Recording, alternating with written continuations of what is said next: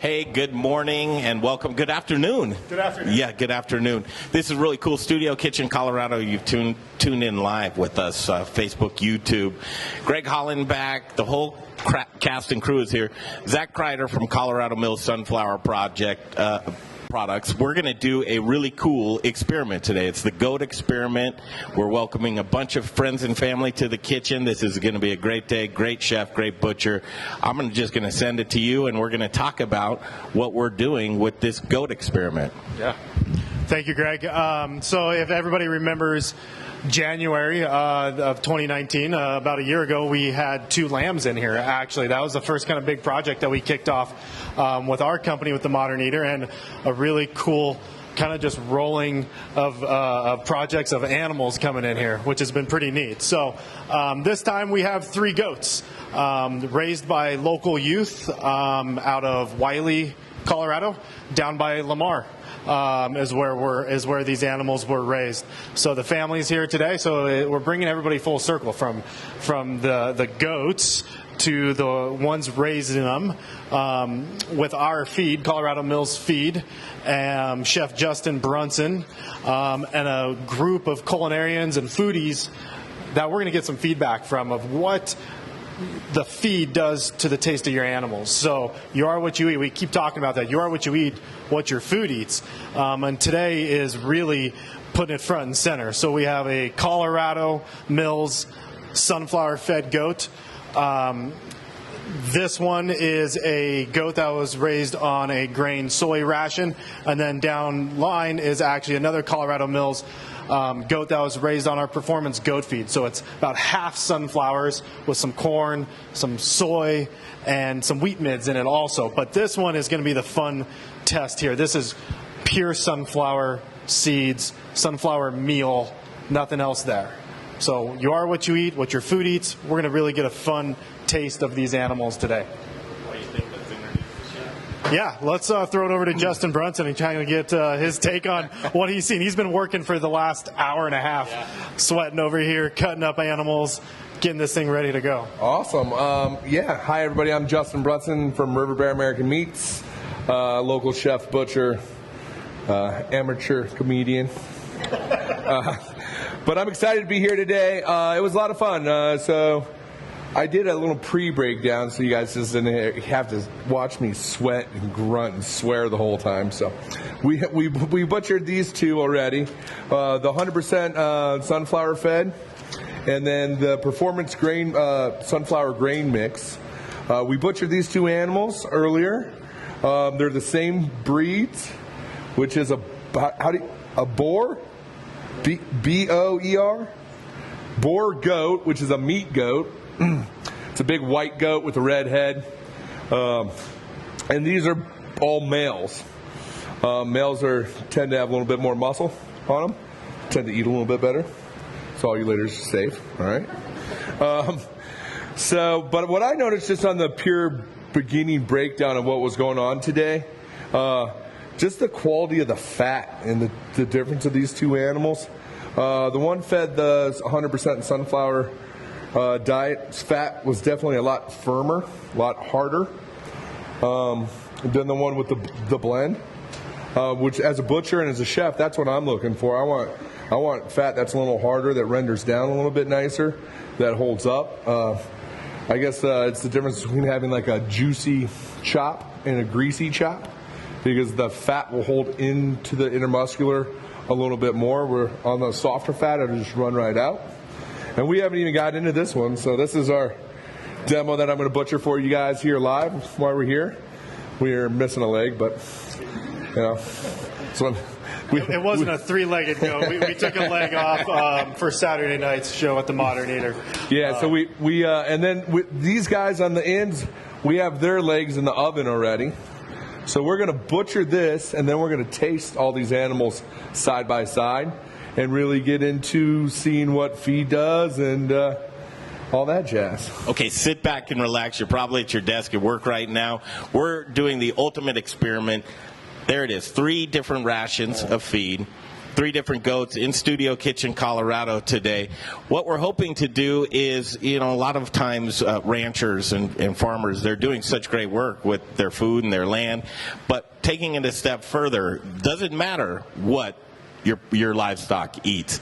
We're seeing today with these 3 different, we're going to do some butchery now. You're going to butcher this up. So for about the next hour, you're going to see Chef Justin Brunson butcher this up. Then we're going to stop, take a pause, we'll come back, we'll do a round robin around the table and talk about this. We'll have the cooked goat out in front of us, and you're just preparing it with salt today. Yeah, so whenever we do tastings with products, especially proteins, we keep it as clean as possible. We don't put any spices on it. I don't even like black pepper. So it's just going to be meat and salt and maybe a little bit of sunflower oil to pick it up in a pan. But we actually rendered some of the goat fat off, so we'll probably just use the goat fat. At some point today, I rendered some goat fat off. I think everybody should just taste the fat off the animal. I mean, you can smell it in the air in here. It smells delicious, right? I think Americans are a little funny about this animal. This is the #1 eaten protein in the world right here. Is it really? Yeah, goat and chicken. Yeah, there's more people in the world that eat goat than there are that eat beef. Yeah. United States is a big consumer of beef, and per pound, there's a lot of beef eaten. But when it comes to actually how many people are actually eating meat, goat is at the top of the list. There's more people eating goat than there are eating beef in the world. So pretty cool. #1 eaten protein in the world. We're just not really here in the United States. We're real spoiled, right? we're all used to eating giant T-bones and ribeyes, and we just get those center cut steaks. Like getting burger here is kind of lower end. Where in most of the country or most of the world, you can raise an animal like this with very little, and they'll follow along with you as you're moving around too, and like breaking down a big rabbit. Yeah, I mean, physically the way the animal is built, it's built exactly like a cow or a pig or a rabbit. Pretty funny. They're all very similar creatures. Once you start breaking down the parts and pieces, these are the same parts and pieces you would have if it was a buffalo, a deer, an elk, a cow. I mean, they're all very similar animals. I just say this one's kind of rabbit-like because they're kind of small. All right, awesome. Yeah, cool. Thank you, everybody. For those of you tuning in on Facebook Live, everybody that's here today, thank you, because Colorado Mills is really wanting to be the center of bringing people together.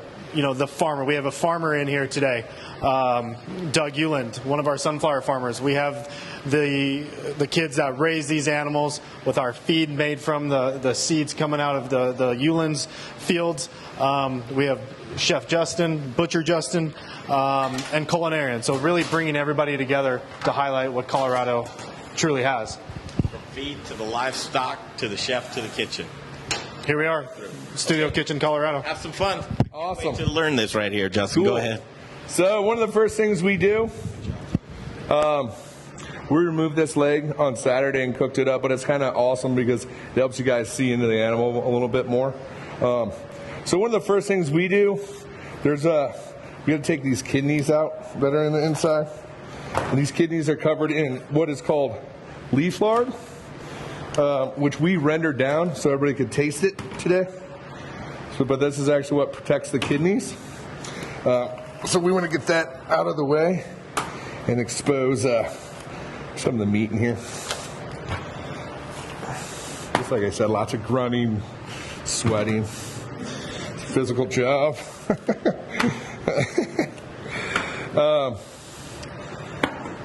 So right away when I got into this 100% sunflower lamb, I noticed right away that the fat was a lot harder on the inside of the animal. So now we got this all open, we can really get to business here. So we're going to remove the back legs first. Goat leg is absolutely awesome. It's really good roasted. You can braise this piece of meat. You can smoke this piece of meat. It's really a versatile animal, and it's kind of sad that we don't eat more of it here in the United States.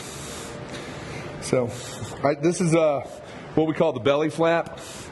sits right here. This is where we're at. We got a little diagram. So any questions while we're doing this, just feel free to ask. So we're gonna just pop this back leg off real quick. I think, has everybody in here eaten goat before? Everybody had goat before? No? Can put your hands up. Who's eaten goat? Oh, like half of us. That's great. How did you guys have your goat the first time? Tacos? Braised? Stewed? Cooked in a pan? Right on. Well, that's cool. We're going to introduce some folks into... There we go. Back leg. Pretty easy, right? So this is our back leg. It's really great roasted. Braise that bad boy. You cut into steaks if you want to. Next thing we're going to do is we're going to take the front legs off. So we're going to put it on its back over here.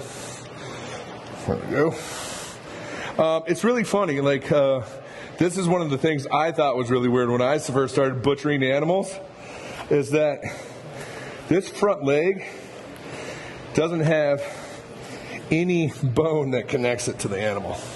It's really weird. There's no bone there. It's just muscle and tendon on that whole front. They're not like us that has a bone connection, right? So I always thought that was really weird. The first time I butchered an animal, I was like, there's no bone right here. So we'll take off this other front leg. Try not to stab myself.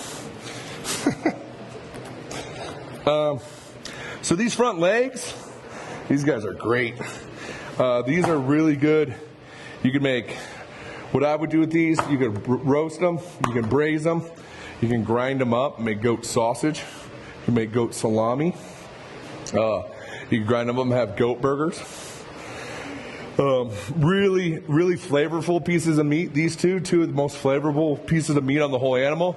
Any muscle that gets worked a lot tastes really a lot goatier or beefier or porkier, or if you think about chicken, you think about a chicken breast, think about a chicken thigh, and you're like, yeah, now that's some good eating, right?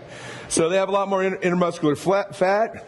They have a lot more fat. They're worked a little bit more, but muscles like that need to be cooked a little bit longer.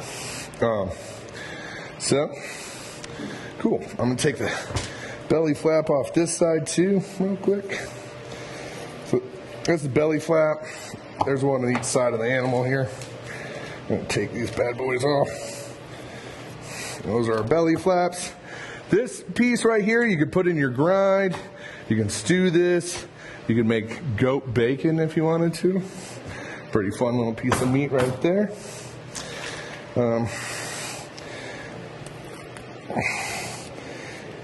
There's some spleen that was still in this one. We don't need that. It's pretty cool. You guys all have skirt steak before? Anybody in here have skirt steak before? So see these little muscles right here? This one's not that great, but this is a skirt steak. So this is actually a goat skirt steak. It's the diaphragm muscle. Keeps the lungs from the guts. One of my favorite pieces of beef. I pulled them out of these lambs just because I thought it was funny. Because that would be a hard steak to cook, right? But, in a beef, this little piece of meat is this, it's this big. You pull that out, make your fajitas and whatnot with that stuff. But it's just kind of cool to see that. Teach people where their skirt steak and their fajitas come from. It's right there. Well, I'm going to mix that up that way. Put that one on there. Awesome. So we got rid of the back legs, the front legs. We have the middle of the animal here right now. We're going to pull off the breast. So this is what they call the breast. It's this section right here, the bottom of the ribs. It's funny right here. This is a brisket. We used to see beef briskets like this, but a brisket is the pectoral muscle of the animal. Very small. I don't think you could make a pastrami or a corned beef with this guy. Kind of a waste of time. But they do braise up really nice. So, flip flop this guy over. We're just going to make a line right down here where we're going to follow down. Wipe some of this fat off my hand so I don't slip and stab myself. Cool.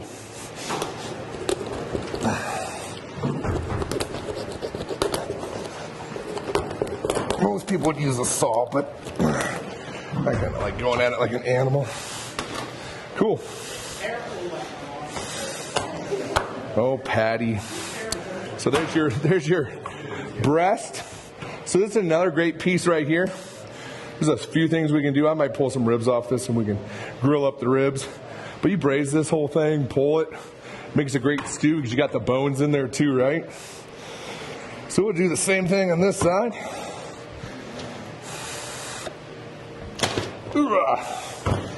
Justin, that knife is just going all the way through those ribs, right? Yeah, well, there's a little force behind it. Yeah, so, I mean, you can't do this with a beef. Most people wouldn't do this with this. But, you know, I kind of like more of that European-style butchery, less saws used. You know, like if we were at my plant, I would probably have my bone saw out, my big, you know, and I'd just be like, and like, you could do this whole thing in 45 seconds, you know. But doing it in front of a group of people, I kind of like the artisanal part about butchery and being more old school, you know. So we're gonna do it a little bit more rustico.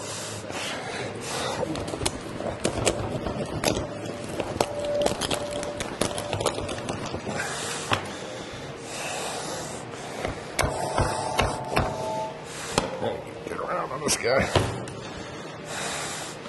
Try to. There we go. There's your other breast. So we got the two breasts off right now. Now we're gonna flip this guy over right here. And we're gonna pop off the sirloin. So here's the sirloin. The legs attached to this bad boy. This is the actual sirloin.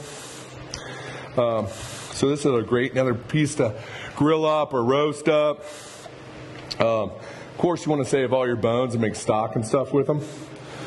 So we're going to pull this guy off right now. It's pretty simple. All the butchery is pretty much done with just joints and knowing where to put your knife.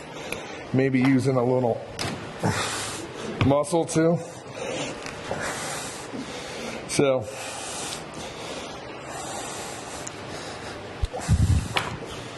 I'm just going to bring this to the corner of the table and pull that right off. Yeah. I used to be a professional wrestler. Now I'm a chef. Cool. So we got that sirloin pulled off now. This is actually one of my favorite pieces of the animal too, is the neck. There's a lot of really good meat on here, right? This goat's doing this all the time, right? Look around, making sure it's not getting eaten by a coyote or something. So there's a lot of meat on these necks. And what I do a lot at the restaurant, and we'll braise the whole thing whole, cool it, and then cut it into like rounds and serve them like steaks. It's pretty cool. Kind of a different way to treat the animal. So that was fun. Cool. So what am I going to do next year? And while Justin's doing that, up on the live screen, this was, when was this? June when we were on the road trip? So this is out at the Jaggers farm out in Wiley, Colorado. McClave, between Wiley and McClave. Lance actually teaches at McClave in their 4-H programs and FFA and everything. Yeah. So these are the goats that. Yeah, aren't they cute? They're cute and little. And all. They were adorable. They. Did you name them? No. No. The one that was named was that one.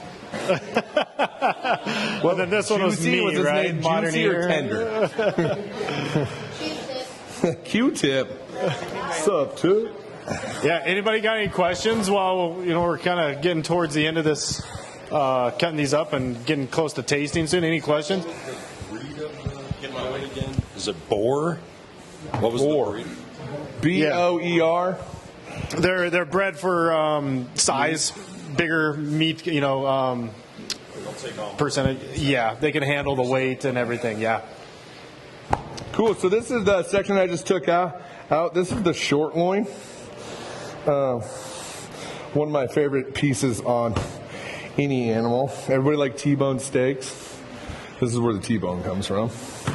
So you have the tenderloin here on the inside of the animal, and on the back you have the sirloin sitting right here.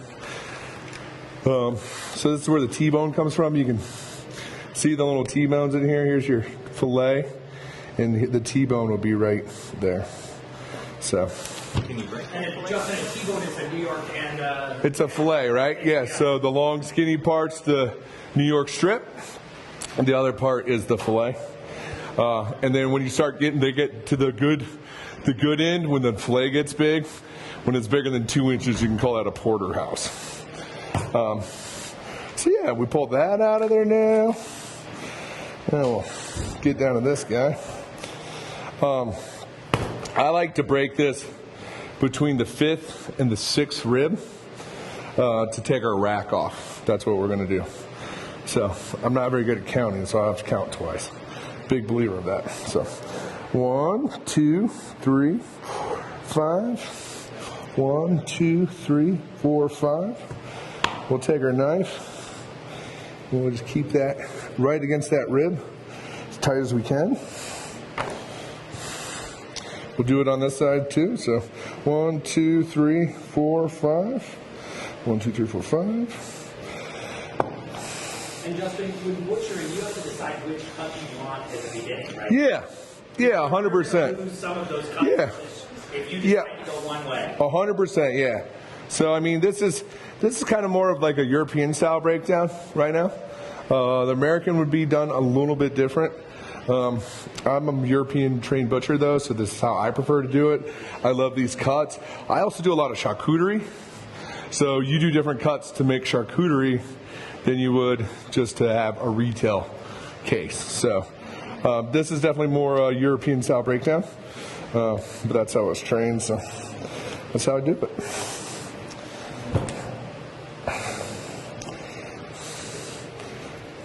Everybody know Brian over here? This is my friend Brian. He owns Growers Organic.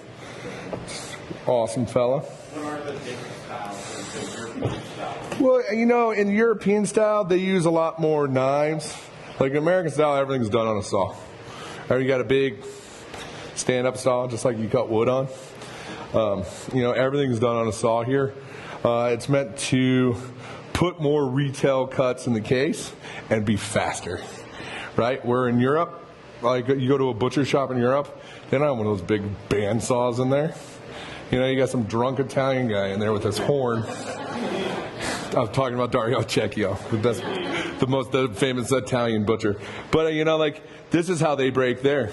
They break more with a cleaver or a breaking knife and a boning knife, and not even a saw. Like I brought my saw today, but I kind of like this more European style butchery because it's more artisanal. For me, I need to have fun if I'm going to do this, right? So that's why I do it this way. So cool. We'll take the rack off of this thing now.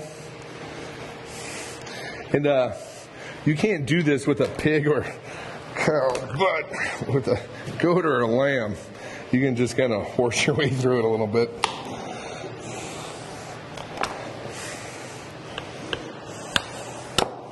Cool. So we have our neck right here, and then we have our rack right here. So this is the fun part right here. This is where I might cut my hand off in front of everybody. So we're going to take our rack, an old school, just cleaver right through this guy.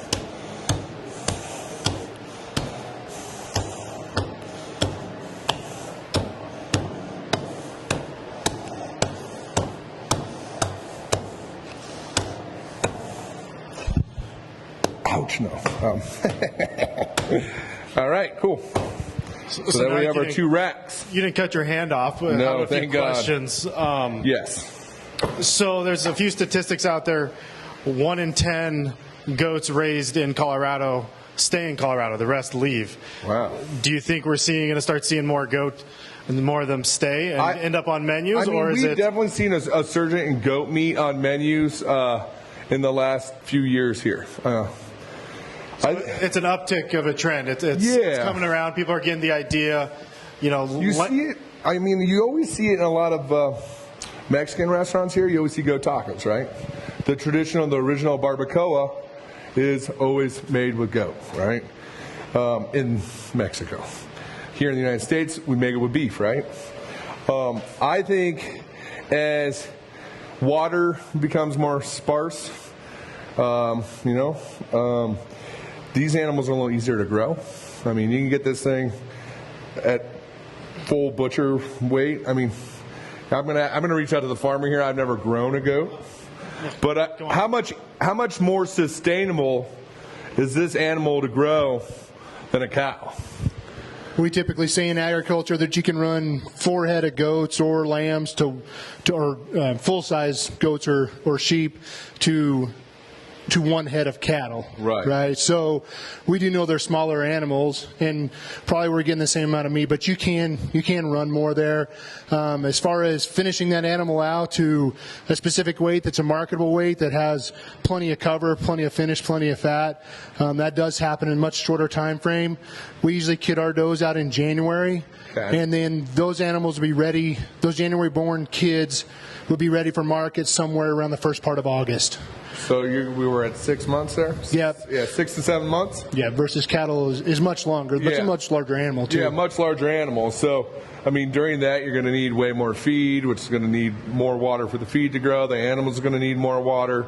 And we live in a state that doesn't have a lot of water. And people start talking about sustainability. It was funny, I actually just did a article with Culture Magazine earlier today, and it was about sustainability of meat, and they're like, well, when you start talking about sustainability, what are you talking about? And I was like, I think my biggest thing is like, why are we trying to raise animals where they shouldn't be grown, Well, and I would also add to that, because we have a lot of cattle producers, and I'm an agriculture teacher, so I have a lot of students that raise a lot of different animals, but goats will eat things, and not tin cans, by the way, but they will eat things that cattle won't. So if you'll do a dual grazing type situation, you're getting the best use of the land, and you're actually making the land better. Yeah. So why not, right? Yeah, no, 100%. I mean, it's funny, we live here in Colorado, and everybody's like, oh, this is beef country, this is beef country. And I was like, I grew up in Iowa. So look at the grass here all year long. It's brown, right? You go back to the Midwest where there's plenty of rainfall. The grass is greener. There's higher nutrients in that grass, correct? The animals are going to grow faster. They're going to taste better, I feel. Am I wrong there as an agricultural teacher? I'm a Colorado native, so I would probably argue with you a little bit. So as an ag teacher, and we do a lot of range science, yes, they grow way more tons of grass and corn and a lot of other things in Iowa. Things are tougher out here. Yeah. So they have a little more nutritive value. So your relatively available feed, the amount that's going to be able to allow that animal to grow, gain weight, sustain a pregnancy, those kind of things, they'll consume less pounds for the same amount of feed value than they would on the taller grasses that you would see back east. Okay. Not that one's better than the other. They just have more rain than we do. No, that's great. I mean, and being a chef in Colorado, trust me, I would love just to use all Colorado-grown products. I mean, if that was an option, if I could go all Colorado, we do pretty heavily at Old Major, but in the meat processing business, I can't do that. There's no way I could be like, I need 8,000 pounds of pork bellies this week from anybody here in Colorado. So we'd love to support our local farmers and ranchers and 4-H kids. It's pretty awesome, man. Cool. So we got our racks that we popped out of here. Now we can take these racks and pop them all the way down to these chops now, which we'll do. So we'll compare here with, so this is the grain soy goat that he's cutting up now. So we'll actually come in and look at these side by side now that we got a nice comparison. Look for marbling, look for color of the meat, color of the fat. And then here soon we'll be tasting them. So we'll peel this cap off of this thing. It's funny. Everybody always asks me what to do with this thing. Just use it to oil your grill. That's pretty much what it's good for. Cool. So now we're down into our chops here. I'm going to cut these as doubles just so they don't overcook when we cook them. We start cutting these little goat chops into single pops. It's really hard to get any meat on the outside of it. So I just use this guy and get it right down to the bone here and pop it once or twice. This thing's getting a little dull after doing 3 animals. Cool. And we'll just use our other knife to come right through and clean it up. I really like, on these type of animals, I really like the shoulders. I like the braising meats personally. I just think they got a little more flavor. A little bit more flavor in them. Everybody always wants these fancy center cuts. I kind of like the stuff that everybody else doesn't want. That's kind of my MO. Like, I like on the turkey, I'm the bone picker. I'm the guy that cuts the turkey up and sitting there eating off the bones, right? So, are we being ambitious to think that we're going to take this goat and just do a taste test of just salt, just in a pan? No, I mean, because you said you loved it braised, right? Yeah, we didn't do take a little time. Today. We didn't have the time for that, but we did take the back legs off a couple of these guys. Perfect. We did take the back legs off a couple of these guys, and we got those in the oven. So I think we're at the portion of the day where we could start. I'm gonna peel off some loins off a couple of these, and we're gonna start cooking side by side some stuff. Fantastic. Cool. You guys ready for that? Yeah. That's the grain. Nice cut one. Here's this one. Perfect. Hey, Zach, this might be a question for Lance, but when it comes to protein, one of the things that Justin's working with Jean down at the rabbit farm, and one of the things she touts is the amount of protein per pound in this animal. Have you done any studies on that, Lance, to find out the amount of protein per pound that's coming off of these and how that fits into our food system? I'll be honest with you, I have not. I know that goat tends to be a lot leaner meat, and with that leanness probably does come a higher value of protein, but I would probably be misspeaking to you if I told you an amount or what it compared to. I don't know that answer. I think it'd be interesting to find out, just because in 6 months that it's taking you to raise this versus the minimum of 9 for a cow, and even longer. You know, we've got some farmers that are doing a 9-month. I think, Doug, some of your family's doing a 9-month program raising cattle, right? Yeah. I believe that's your nephew's doing that program. And so I got to say, at 6 months to have a full animal, I would think that the amount of protein and the amount of waste that's going back, things like water and feed, like what we all talk about, is much higher than other animals. Sure. It's really hard to compare animal to animal because of just the size difference between cattle and goats. I'm sure there's some great studies out there, I'm sure, and if we took some time to kind of Google that and figure that out, we probably have a lot better answers than what I could tell you today. But I know that is a smaller animal, or is much smaller time or a shorter time frame as well. But I'd be curious to see what the protein percentage compared to a regular beef-fed animal is. You know, even the ones that Hunter are doing. Actually, his nephew Hunter was one of my ag students a long time ago when I taught needs. So great connections here. But with what Hunter has going on up there and what we have going here with the goats, what a great test to have. Yeah, I'd just like to see more people using goat on their menu. I think it's an incredible product. You can get a lot here in Colorado, and then the fact that so many are using Colorado mills as feed like you are, I think that's a great testament to what we have in the state right now. You know, like Zach said earlier, I mean, it's a well-known fact that more people in the world consume goat meat than any other meat protein source. As far as meat is concerned, I would also say that more people eat there's more pounds of beef consumed than any other meat. So it's kind of confusing there, right? So more people eat goat, but more pounds of beef are eaten. And I think that's probably because we just haven't had, meat. These boar goats were imported from from Africa. They're African boar goats, and they were imported in the 90s. So such a young breed in our country. Whenever you look at Angus cattle that came in the 1800s, it's just something people are going to have to develop a taste for. Obviously, good stuff. What it tastes like and what it should taste like, and just develop a love and relationship with it. Well, and I would bet you that the reason we probably eat more pounds in steak is just because, like, the National Beef Association has been pushing people to eat bigger, 12-ounce, 16-ounce steaks versus, and most countries wouldn't eat that much meat in one sitting, much less in a week, just because we have different eating habits. So I think that's probably a testament to what you're saying. More people out there are eating goat. But when the people who are eating the beef, they're eating a lot more of it at one sitting than you would eat goat. I think you've done an incredible job.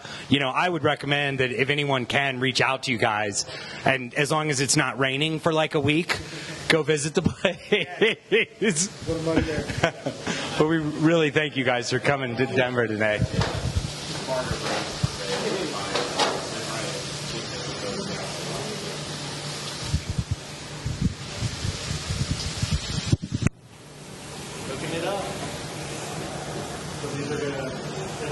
Yep. Yep. Yellow, red, white. I'll help you start getting them. I'll get them off of. Whoa! Hey, I got this guy to go into that one if you want. So that one goes there. This one goes here.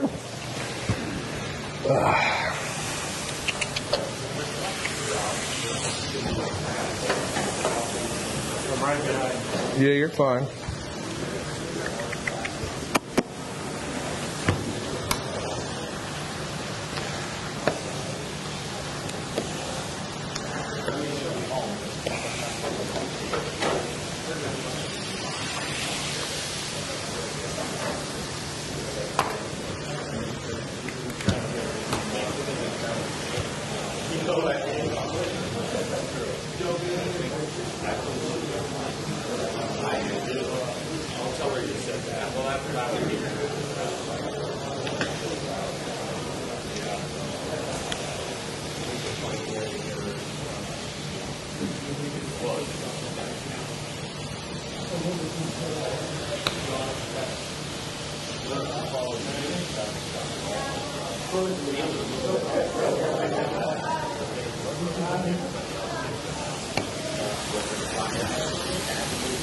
Which one's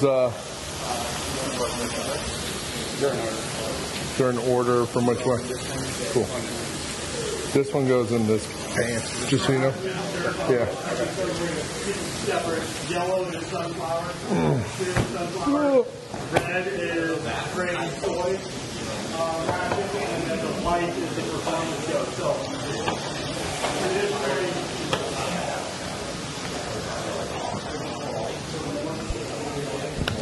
so we keep preaching that you are what you eat and what your food eats. Have fun with that.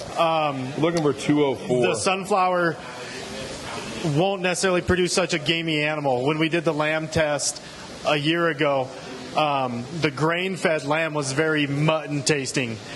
The sunflower lamb did not have that taste to it. So we're hoping to see the same thing here today. So as we're doing this, we'll keep them separate as we're serving them. Yellow being sunflower, the plates will kind of designate. The red being grain, and then white being our performance goat, which is about 50% sunflowers, and then the rest of 50% up is made up with corn, cottonseed hulls, or not cottonseed, sorry, soy hulls and wheat mids. So you may get a little bit of gaminess out of the performance goat, but the sunflower should probably be pretty mild, but we don't know. Hold me that white bowl. That white bowl right there? The bowl with the... Yeah. Hey, will you get that on over here? I'm just going to warm this up so it's not so cold. Oh, yeah. Sorry. Yeah. Coagulate a little bit. I think we should season it too a little bit.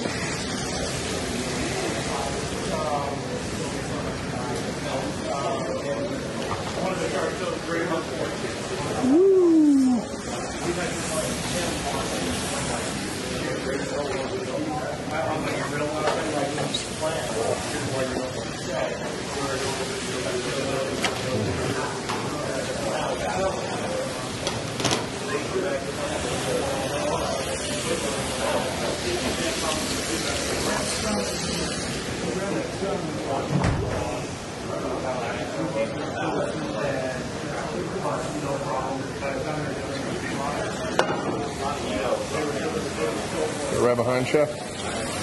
The amount of money. I mean, so actually, this is you would say, I haven't asked him. You guys want to just try the fat? So this is just rendered goat fat right here. If anybody wants to take a spoon, I think it's kind of a fun way. Yeah, so we took that goat and this goat and rendered the fat together. No soy. So no soy in this. Yes, there's 100%. This is no soy, but I think it's a kind of a good way to introduce yourself to what a goat tastes like and the flavor. You could smell it in here. It tastes very similar to. You throw your dirties in here. What makes the company like that? What's up, Chef? You good? It's goaty, but it's good, right? It's not super gamey, right? I love it. I like that. I mean, I grew up, hunting and fishing, eating a lot of game meat, so I like those flavors a lot. It's good, right? Use some on your hands for lotion. Everybody got chapped lips? It works good for that, right? What's up, bro? Good, man. How are you? Did I just rub my face on your apron?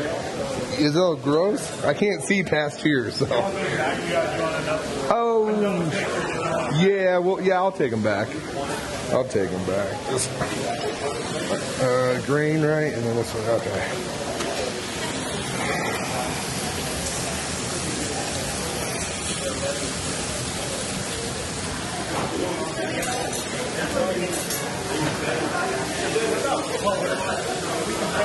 Yeah. Yeah. Well, yeah. Let's do. Yeah.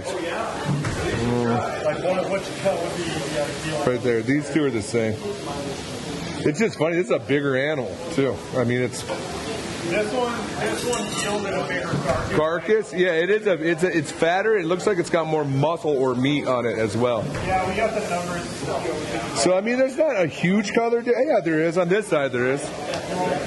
So, folks, if you want to take a look here, this is the 100% sunflower diet, and this is your conventional diet right here with here. Yeah, you guys hand those around. It's a little lighter. The meat's a little lighter. The fat's a lot whiter and it's a lot harder. And the fat has a higher melting temperature too. This is what I noticed.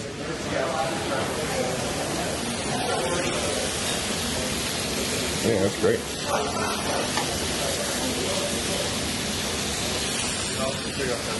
Yeah, you can just set that here. Will you hand me that cutting board right there? Can I have that cutting board, that clean one? So much meat around here. There we go. Awesome.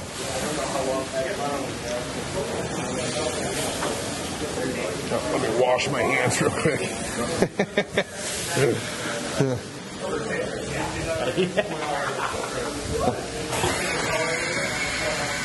Justin, what's in this little bowl? What? What's in that little bowl? It's just fat. Just take a little spoonful. Taste the animal. Ooh.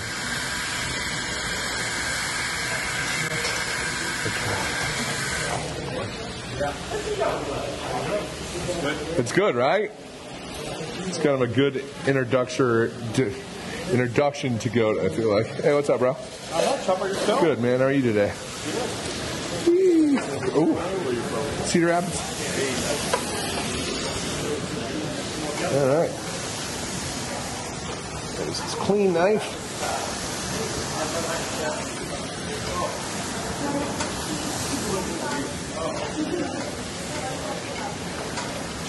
Okay, cool.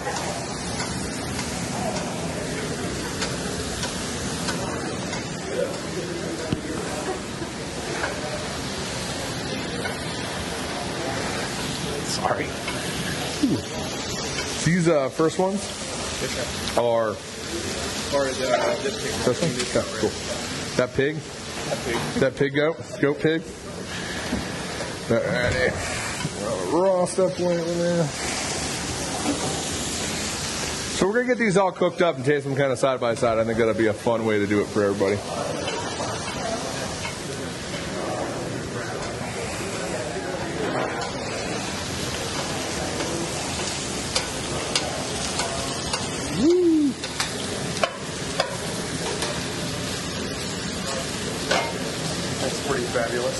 Yeah, it smells pretty good in here too, huh?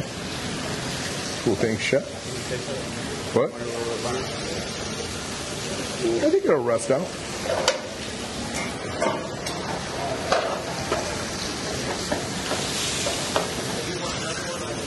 So you guys eat goat all the time at your house?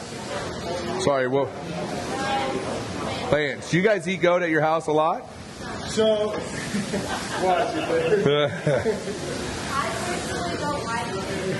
No? yeah. No, so here's the deal. So we actually have a production sale each year, and the first couple of years we had that sale, we'd cook brisket. Yeah. And we would cook some barbecue goat, right, just on our Traeger, just cook it that way. Last year, I decided we were just going to, if we were selling goats, we're going to go all goat. Yeah. And so we took one of the goats that we had raised. It was kind of a leftover goat from the year before. It took a little longer to get to weight.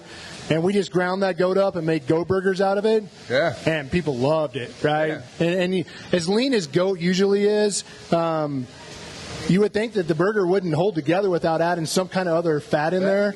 But yeah, they held together great. And so I like eating goat, right? And I mean, obviously I'm a big guy like you. I was kind of raised on beef, you know, but I like it. It's got good flavor profile, and you know, we're getting a little older. We got to kind of watch what we eat. So why not eat some little leaner? Yeah, that's true. Right on, man. Yeah.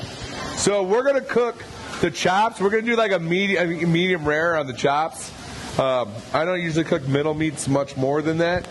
So we're going to cook these all medium rare for you folks, and we're going to dive into this tasting there. While we're waiting for them to finish up cooking, we'll kind of start running through some of the numbers from this project. And the Jaggers, please step in and correct me or add anything to it. But this chart up here are the sunflower goat and the soy grain goat. The orange being sunflower, the blue being grain. They started out the sunflower a little bit bigger, and they track their weights about monthly as they progressed up to their harvest date. And the sunflower finished at 112 pounds, and then the grain finished at 106 pounds. But they both started very similar, but the sunflower actually performed just a pinch better. And we'll hear in a couple minutes have another graphic or some information. That one.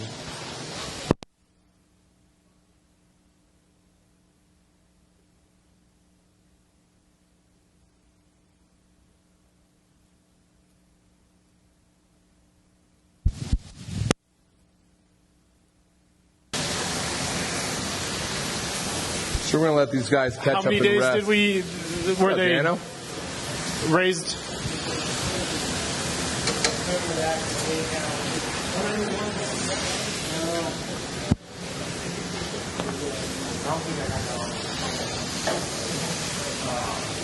So here's the numbers on how many pounds of feed they're fed, their carcass percentage, their yield, what they yielded.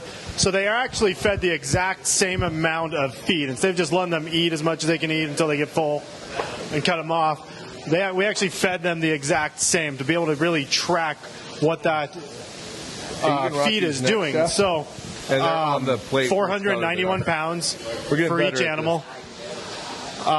One gained 66 pounds and one gained 68.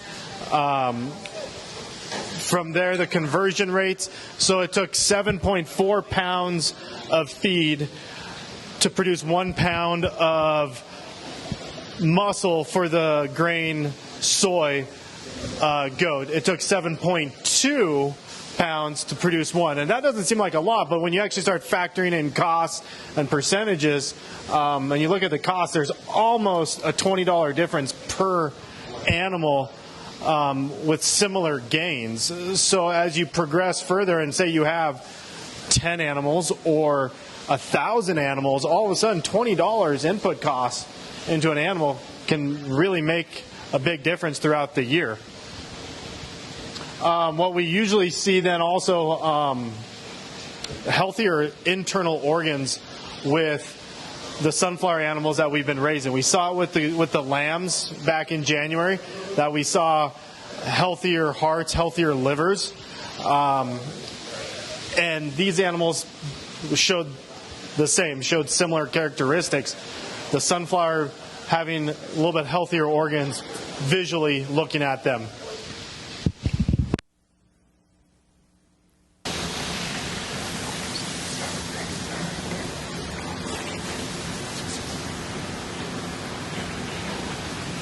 People. Perfect. I can make this happen. And you can do this, Brunson. What we contribute the healthiness of those animals to, and it even shows into their hide and their hair.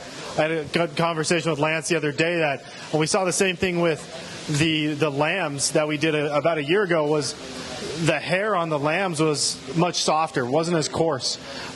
Same thing with these ones. You want to lay out? And what Colorado Mills is contributing this to is what a lot of you know us as a sunflower oil company. But the way we produce our feed, so there's two ways to extract oil from a feed. There's solvent extraction and there's expeller press. Solvent extraction takes all of that oil out of the feed. And then you have to put oil back in. You have to put fat back into the feed for that animal. When you expeller press like we do, you crush the seeds and you can't get it all out. So there's actual oil still in the seed or in the meal, and it's actually in the fiber. So that animal is actually forced to digest that fat instead of potentially just kick it out the back end as waste.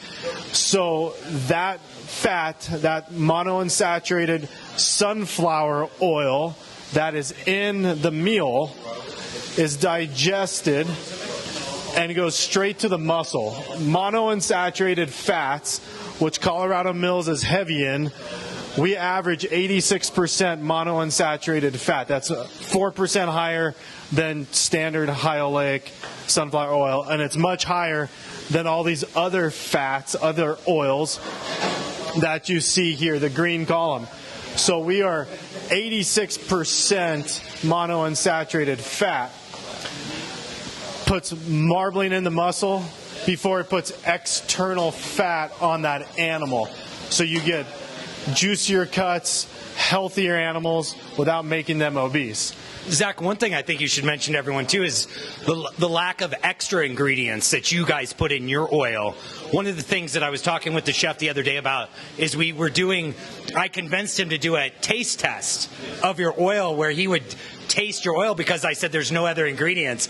When I tried to get him to do a taste of one of your competitors' oils, he asked me, "What is this anti-foaming agent?"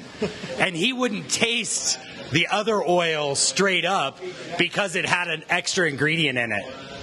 Yeah, hey, if everybody wants to come up and grab some food, I'll keep chatting. Please get a few cuts, give them a try, come back for more. And then I actually have some little sample feedback forms and everything. But back to Brian's discussion, the oil industry has additives, and it's extracted through chemicals and solvent, and that directly affects your animals and the performance of the animals, their health, their reproductive systems, and from there it directly affects muscle and meat, and where Colorado Mills, on the oil production side, it's expeller press. There's no additives. There's no extra ingredients. And that directly relates to our feed process also, because we started out as a feed company that wanted to make higher quality feed for our animals in the area. And eventually we became an oil company. So we were a feed company first, trying to produce the highest, healthiest quality of feed.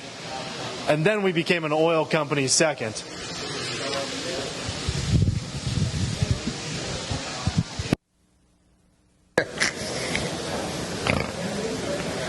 Awesome.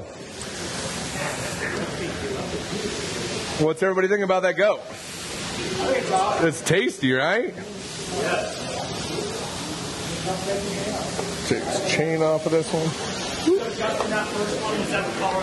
So yeah, that was their what they call their performance feed. So it's sunflower, soy, and wheat middles. Yes, it has wheat mix, probably 60% sun meal. Okay. Wheat mix, a little bit of corn in it. Okay. Perfect. So no soy in this one. No soy. Okay. Perfect. So the second one we're going to taste is what we all believe to be the best animal here is this one that's fed 100% sunflower. So, yeah. Thank you. I'm having another one if you want that. So, Justin, do you notice anything when you're slicing it at all? Like, is it that noticeable yet or not? During the butchery process, I definitely felt that I'm calling lamb A over here. Lamb A had the best fat to it, for sure. It was definitely the hardest fat. The animal looked the biggest out of all three animals as well, which, more bang for your buck, right?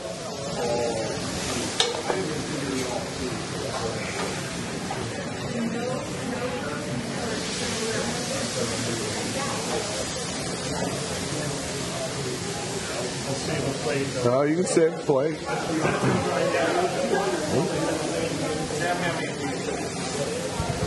Yeah, it's animal.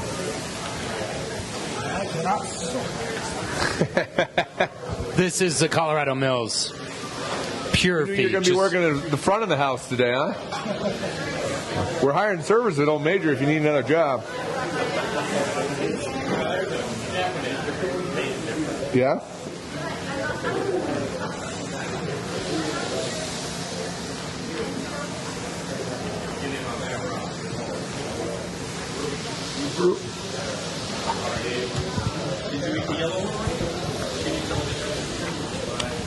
All right, Ken. Yeah, it's a lot cleaner tasting. Tastes a lot cleaner, doesn't it?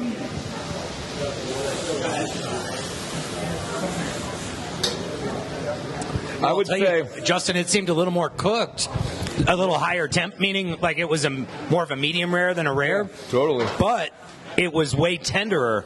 More tender? Not as much of that gamey, funky flavor than the first one, yeah.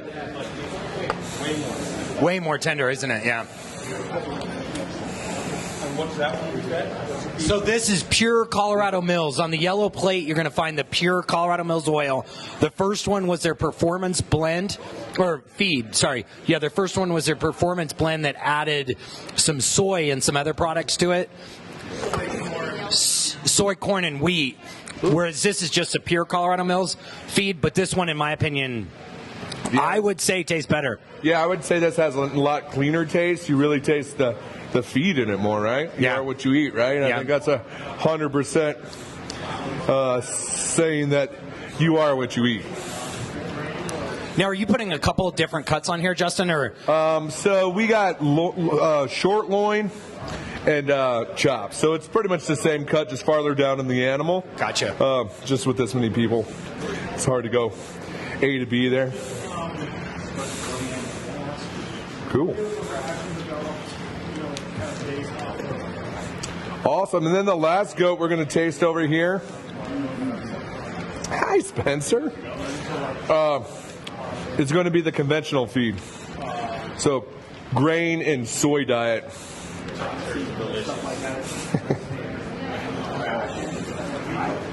Cool. Put those on there. We're good to go. I'm sorry, Chef. So this one looks a little more rare. I want to try this one. Perfect. Wow.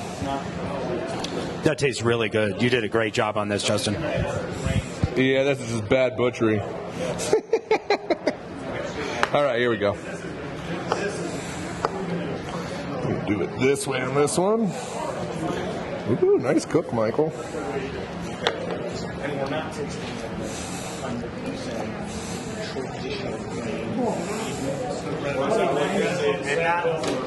And traditionally, those are more gamey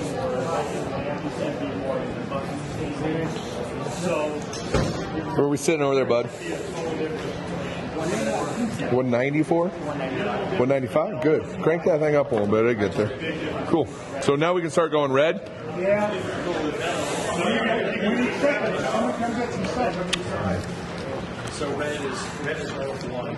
Yeah. Yeah. Wow, that's crazy. What's the taste on that one, Chef? Different? They're funky. Really? Yeah. They're funky. That's what I think of when I think of goat, is this.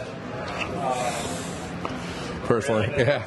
Hey, this is the best stuff you're going to eat. This is the best. So this next one's the grain-fed. I just ate a piece of it, and I'm really excited to see what you guys have to say about it. Because this reminds me of the goat I'm used to.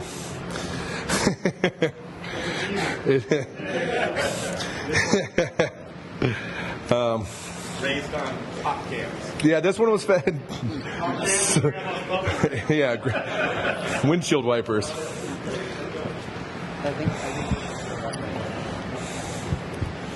Did you get a taste of all of them?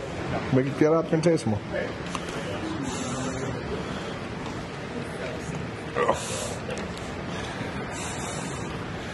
What do you guys think? You think this one has a little bit more funk to it? I mean, it's meat. It's still good. I know. But I mean, for me personally, the clean flavor of this feed program with the sunflower is real nice. It's lovely. My second, third chomp bite into the red, I could really all of a sudden. Cool. Oh yeah, these two. Big guy looking the fat in there. I haven't tried this one yet. That one just needs a little bit more love. I would bet you that I can do it like this. And this one needs a little bit more of that one too. I can totally. So do we have samples? Yes. White, yellow, and red. Justin, that's a pretty slick knife you've got there. I like that. Oh yeah, I got this from my friend Alon over at Element Knife Company. Nice, yeah. Nice. Oh, look at who's in the crowd.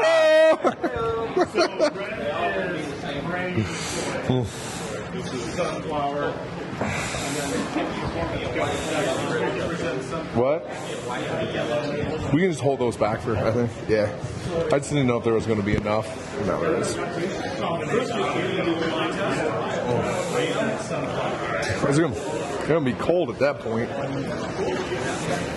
What's up, bro? Might have fibbed.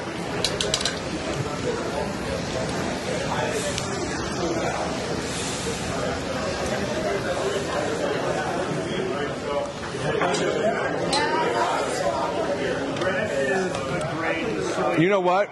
We'll put these up for the round robin thing we're going to do. What do you think? That was way cleaner, wasn't it? I like goat, though. I think they're all pretty good. Yeah. But that one. Yeah, way better.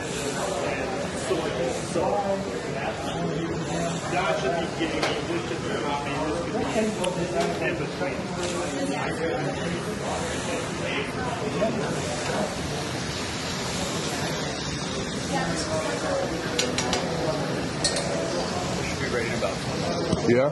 Cool. Hey, Greg. Oh, we'll use these for that route when we're talking about it. And then I got the 2 legs. They'll come out for everybody. So he can cut those up.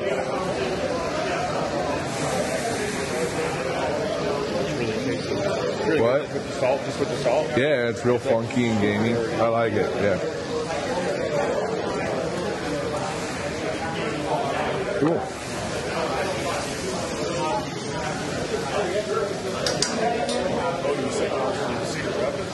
Yeah, it's Mount Vernon, really, but. Oh, right on. Yeah, great place to be from. Great place to be from.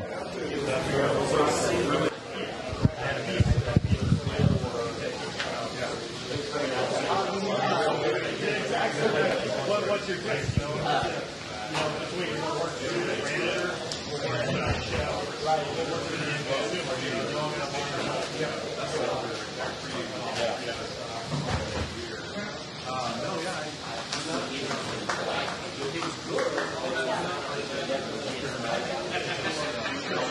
So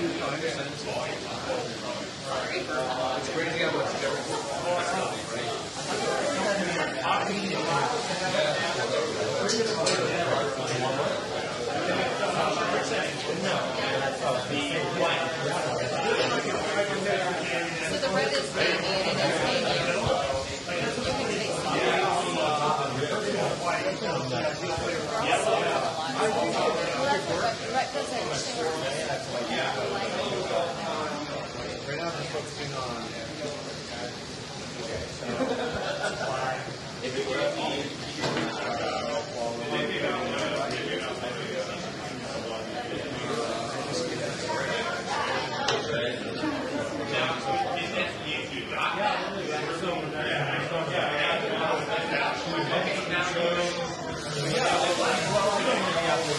Up there's some more yellow plates. Can you grab those yellow plates?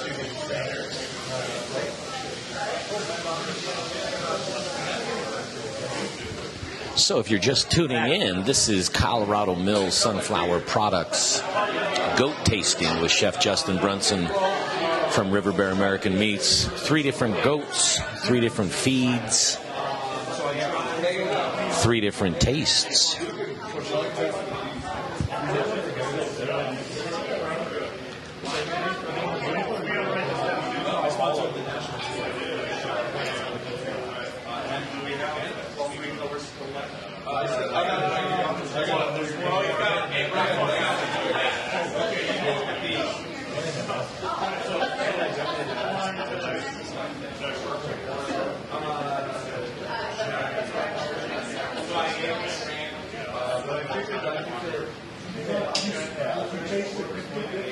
Yeah, for me, I mean, this is definitely some nice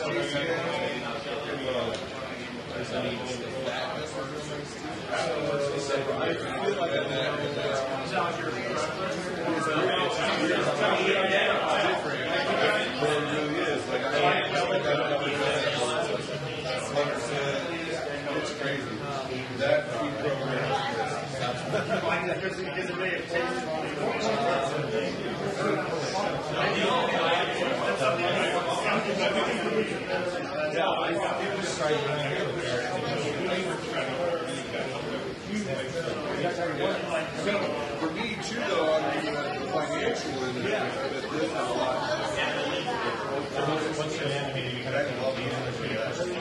So I definitely say the last year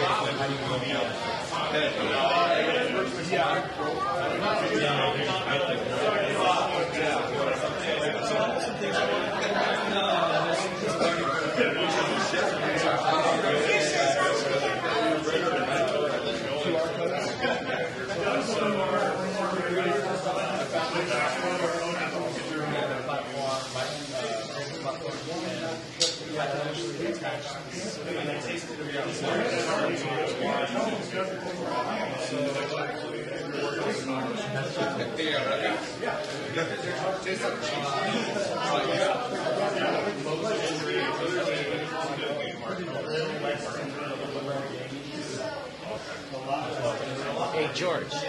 Oh, take a little walk around. Take a little walk around the window. Get people to interact with you a little bit.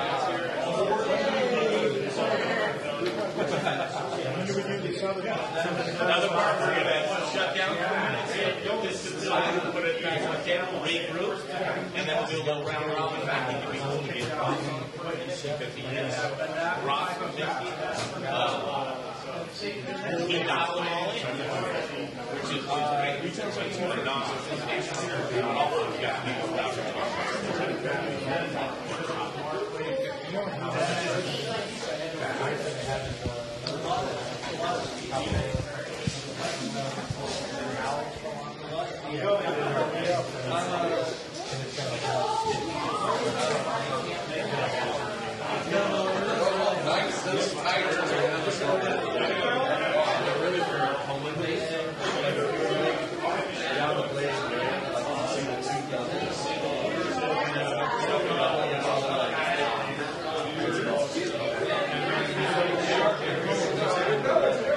Hey, Tony. And Dan.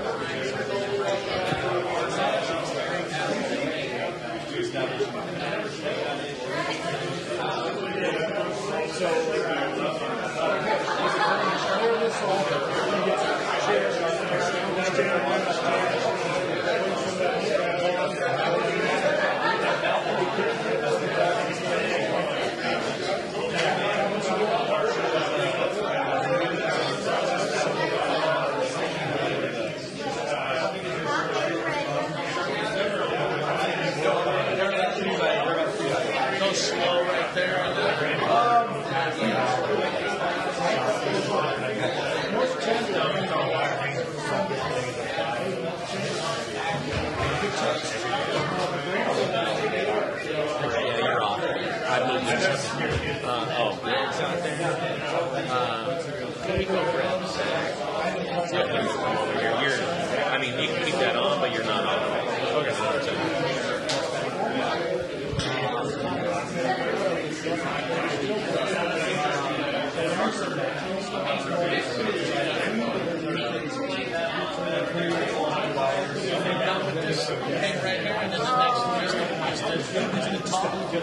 Yeah, we're gonna get into probably.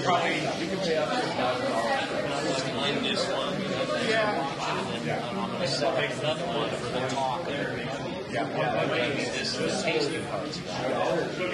Yeah, as far as we'll keep eating like All right, ladies and gentlemen, stay tuned for part 2 of Colorado Mills Sunflower Product Goat Tasting with Chef Justin Brunson from River Bear American Meats. Special thanks to Jagger Livestock for the delicious goat. We'll see you in just a few minutes.